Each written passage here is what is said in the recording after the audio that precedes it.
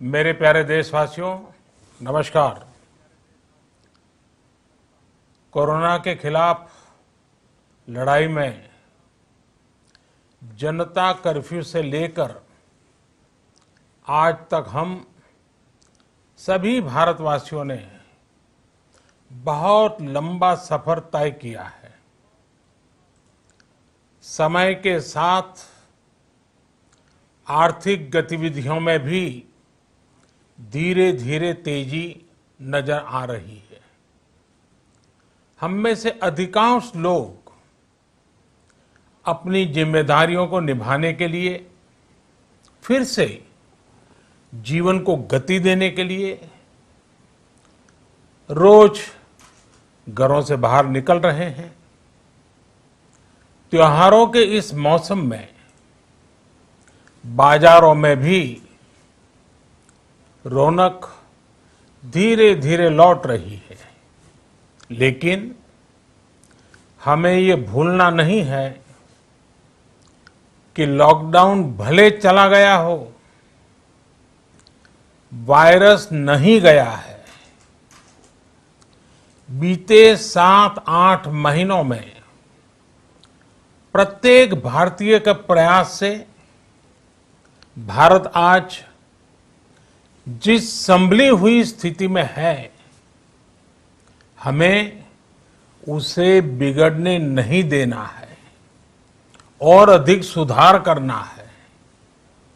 आज देश में रिकवरी रेट अच्छी है, फैटेलिटी रेट कम है।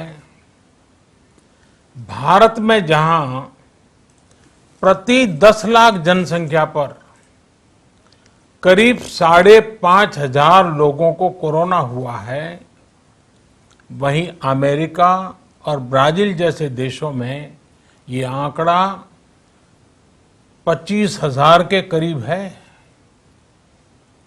भारत में प्रति 10 लाख लोगों में मृत्यु दर 83 है, जबकि अमेरिका, ब्राजील, स्पेन, ब्रिटेन जैसे अनेक देशों में ये आंकड़ा 600 के पार है।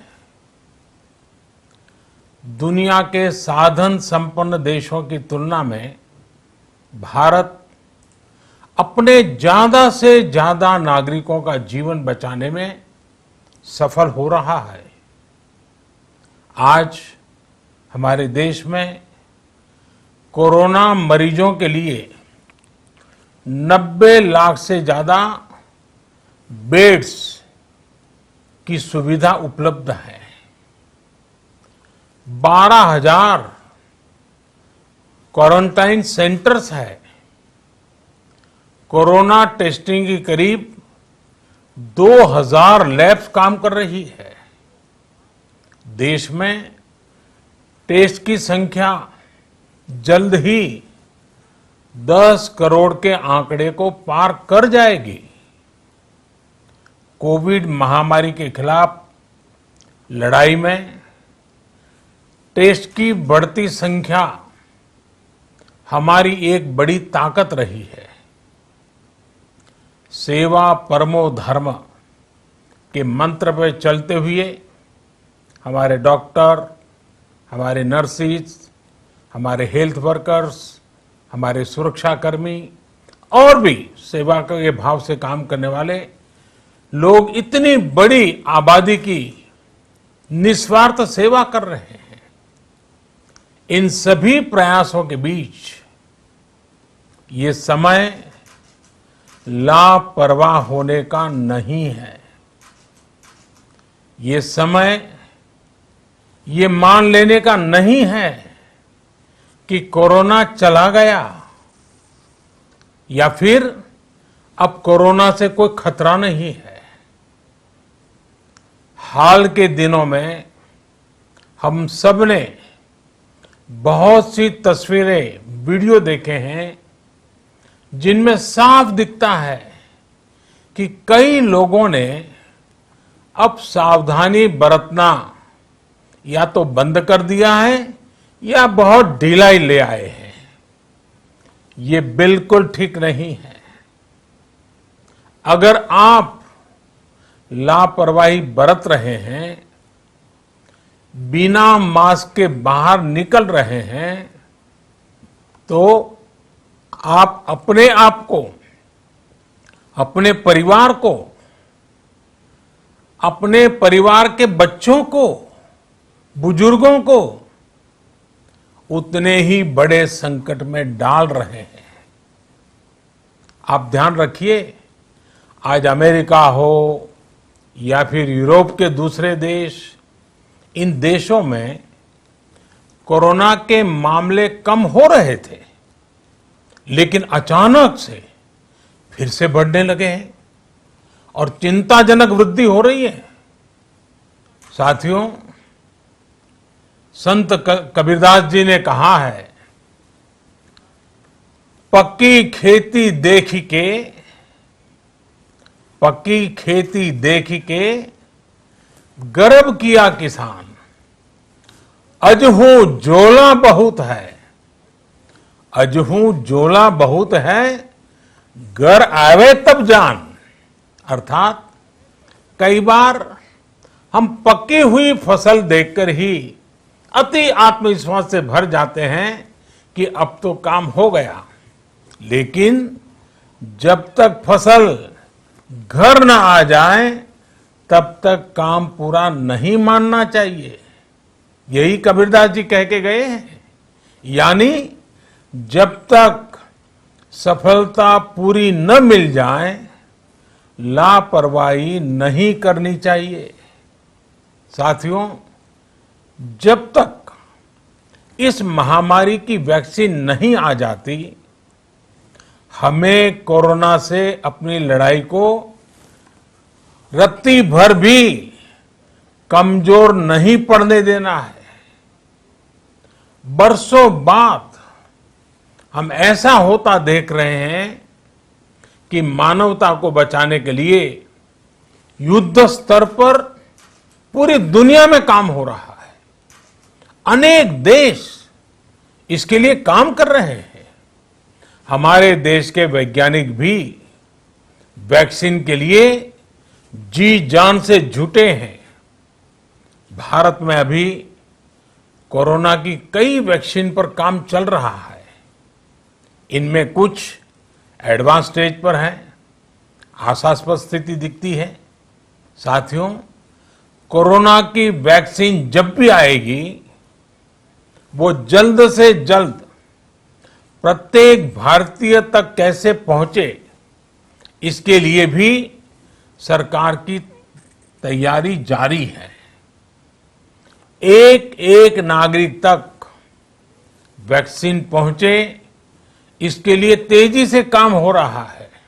साथियों, रामचरितमानस में बहुत ही शिक्षाप्रद बातें हैं, सीखने जैसी बातें हैं, लेकिन साथ साथ अनेक प्रकार की चेतावनियां भी हैं।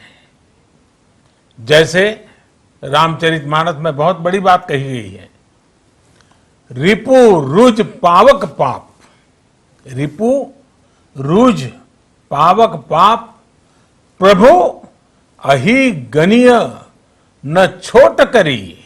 अर्थात आग, शत्रु, पाप यानी कि गलती और बीमारी, इन्हें कभी छोटा नहीं समझना चाहिए। जब तक इनका पूरा इलाज न हो जाए, इन्हें हल्के में नहीं लेना चाहिए।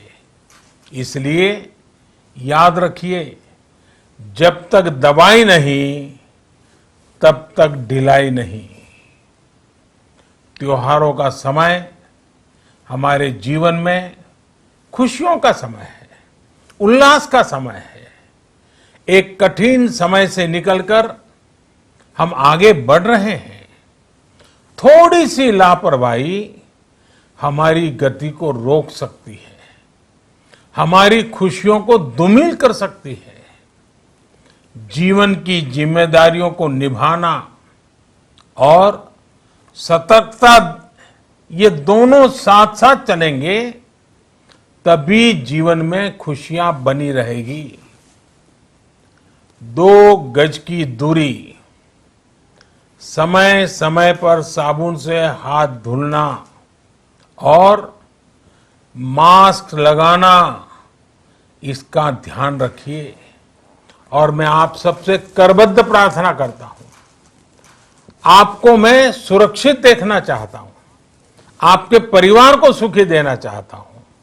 ये त्योहार आपके जीवन में उत्साह और उमंग भरे, ऐसा वातावरण चाहता हूं। और इसलिए मैं बार बार हर देशवासी से आग्रह करता हूं। मैं आज अपने मीडिया के साथियों से भी, सोशल मीडिया में जो सक्रिय हैं उन लोगों से भी बड़े आग्रह से कहना चाहता हूं कि आप जागरूकता लाने के लिए, इन नियमों का पालन करने के लिए जितना जन जागरण अभियान करेंगे, ये आपकी तरफ से देश की बहुत बड़ी सेवा होगी। आप जरूर हमें साथ दीजिए, देश के कोटि कोटि जनों को साथ दीजिए। मेरे प्यारे देशवासियों, स्वस्थ रहिए, तेज गति से आगे बढ़िए और हम सब मिलकर के देश को भी आगे बढ़ाएं। इन्हीं शुभकामनाओं के साथ नवरात्र, दशहरा, ईद, दीपावली, छठ पूजा, गुरु नानक जयंती समेत सभी त्योहारों की सभी देशवासियों को एक बार फिर से बहुत बहुत बधाई देता हूं। धन्यवाद।